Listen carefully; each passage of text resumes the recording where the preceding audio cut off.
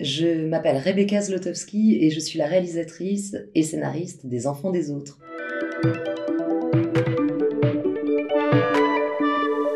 Je voulais m'adresser une petite lettre, une petite main sur l'épaule qui, pour la femme sans enfant que j'étais à l'époque, qui vivait avec des enfants qui n'étaient pas les miens, qui en tombait un peu amoureuse comme on peut tomber amoureux d'enfants comme dans le film, elle a 5 ans, elle est irrésistible. Comment ne pas avoir un lien intense, intime, fort avec ses enfants avec qui on passe une semaine sur deux, à qui on fait tirer la langue quand ils sont malades, à qui on fait des câlins quand ils font des cauchemars. Bon, voilà, et on part en vacances avec eux, bref, on vit avec eux. Et ça, cette situation, elle me semblait pas racontée. Et donc ce lien très très fort qu'on peut avoir avec des enfants d'autres n'était pas raconté de la manière dont moi je le vivais. Et je me disais, pourquoi le cinéma s'en est pas saisi? Je suis amoureux de toi. Et une petite fille de 4 ans. Il est parti. Ah, c'est elle qui l'a quitté. Papa, tu Je génies pose mal, une hein. question. Je veux la rencontrer. Je veux rencontrer Léla. C'est rien d'évident, tu sais. Les enfants des autres, parfois. Quelle que soit la position qu'on a vis-à-vis de la maternité, pour les femmes, c'est un sujet. C'est un sujet parce que, à un certain âge, la question se pose de savoir si on peut en avoir ou pas. Et si on peut en avoir ou pas, c'est-à-dire si on a la puissance d'en avoir, le pouvoir ou pas. Et donc, il y a une part d'impuissance. Autant dans la masculinité, l'impuissance, ce serait plus avoir d'érection. Mais il existe une super pilule pour ça maintenant, évidemment.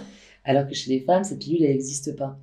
Et quand les femmes peuvent plus avoir d'enfants, elles peuvent plus avoir d'enfants. Et c'est cette finitude-là, c'est cette limite avec laquelle on a le droit de se rebeller.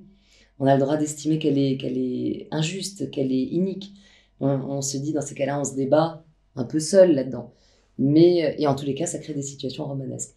Et donc, moi, j'ai voulu faire un film qui regarderait de manière un peu loyale, un peu sincère, ce moment-là, mais le regarder à ma manière, c'est-à-dire avec pas dans un truc amer et dur et dark et triste, mais de le regarder avec toutes les possibilités de nouveaux départs que ça peut créer, toutes les possibilités d'invention qu'on peut avoir avec ça.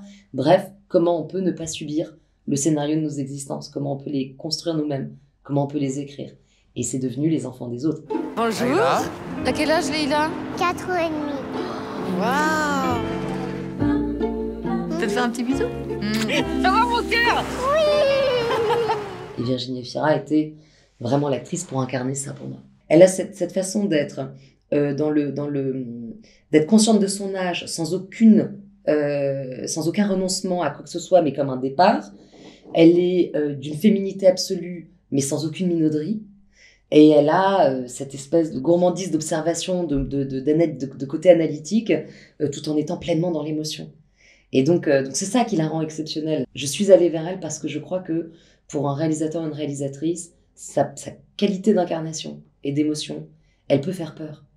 C'est-à-dire qu'à un moment, vous allez voir incarner vos dialogues par quelqu'un qui va vous les rendre émouvants. Si vous n'êtes pas prêt à ça, passez votre chemin, ça n'est pas Virginie Efira. Il faut être prêt à être ému par sa propre histoire. Et c'est ce que Efira m'a apporté. Elle m'a permis d'être émue par mes propres personnages.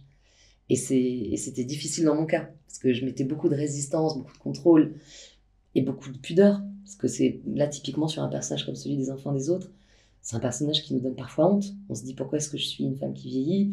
Pourquoi est-ce que je suis une femme à qui on n'a pas fait d'enfants et les autres oui? Pourquoi? En même temps, c'est formidable, c'est ça aussi qui fait la richesse du personnage. Mais voilà, il faut avoir le courage d'être ému par une actrice, et quand vous embauchez Virginie Efira, vous savez que vous allez l'être. Donc il faut avoir les épaules.